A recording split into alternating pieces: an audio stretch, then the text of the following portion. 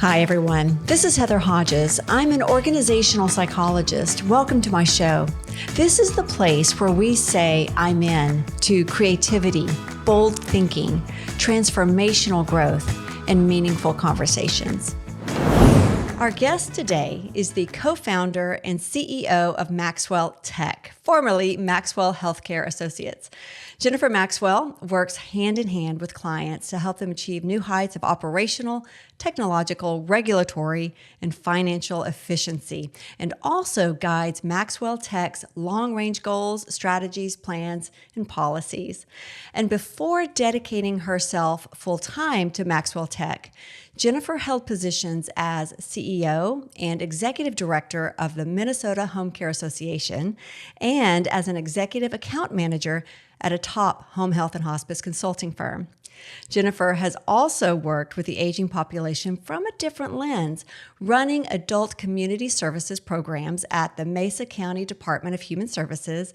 Additionally, Jennifer serves on several boards, including Element 5 and the M Health Masonic Children's Hospital. Jennifer holds a master's degree in counseling and a bachelor's degree in psychology, and was an adjunct professor of psychology and sociology at Colorado Christian University. Jennifer, welcome to the show. Hello. Hello. Oh my goodness.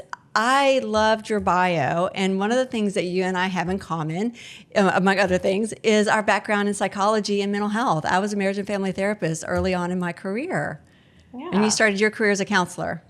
Yeah, I actually worked in acute hospital setting. So I worked in a freestanding psychiatric facility owned by 4 psychiatrists.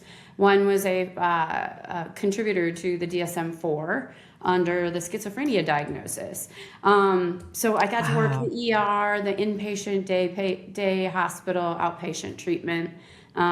Did that for a few years right out of grad school, and then transitioned into more of the home and community-based services work, which was at the county in large Western Slope, Colorado, there where oversaw all the 1115 waiver programs, got to work side by side with the health department, and worked at the state level as well, and changing kind of like eligibility criterion. How do we, get rid of the cliff for those that are on Medicaid services that maybe they're stable now, but without the services, they would land somewhere in an ER or have a horrible fall or things like that. So we did a lot of work trying to, fix those things, and then also deal with the challenges of topography, right? So when you're living in a mountainous state, no one really thinks about, how hard is it to get a home health agency out there or a mental health worker? So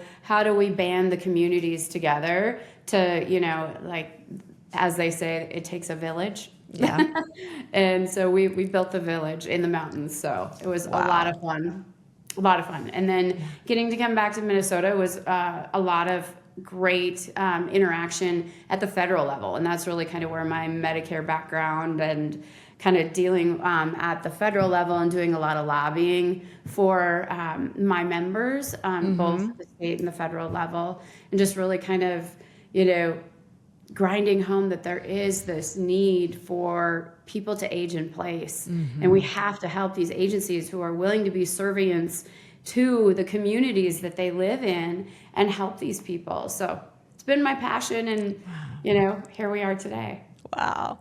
Well, back me up a little bit and tell me more about how Maxwell Healthcare Associates came into being. And then we're going to talk about the name now and the rebrand. I want to hear it all. Start at the beginning. So the beginning. So my husband and business partner, Tom Maxwell, and I. So we got married in 2016, and he also had his exit out of home care home base at that time. We both thought, well, maybe we'll try to do an early retirement, kind of enjoy it. Well, I went to yoga school for 6 months and thought I was going to start a yoga studio, and then I started teaching yoga. And no, brick and mortar doesn't work for this girl. Oh, that's fantastic. Yeah. But I found my Zen, right? So all the good things that happened from that. Tom tried to retire. And by about how'd that go? Oh God. About day 35 in, I saw the depression signs just, going. Yeah. You go from being, COO and chief strategy and really developing this technology that's, transforming home health and hospice care, right?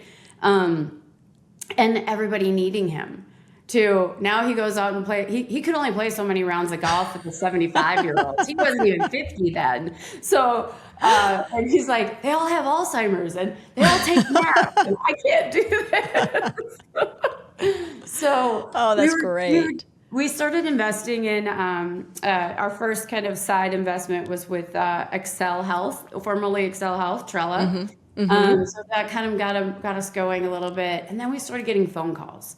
And phone calls from our friends and colleagues in the space saying, hey, I know you guys aren't full-time anywhere, but could you come help us optimize? Could you come help us take a look at our systems and our technology and specifically the EMR, right?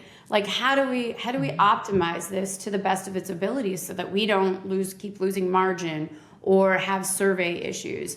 And so, we were kind of taking the phone calls on the side just because we wanted to, and we just felt passionate about it. And then one day kind of hit us. I'm like, why don't we're literally sitting in our backyard in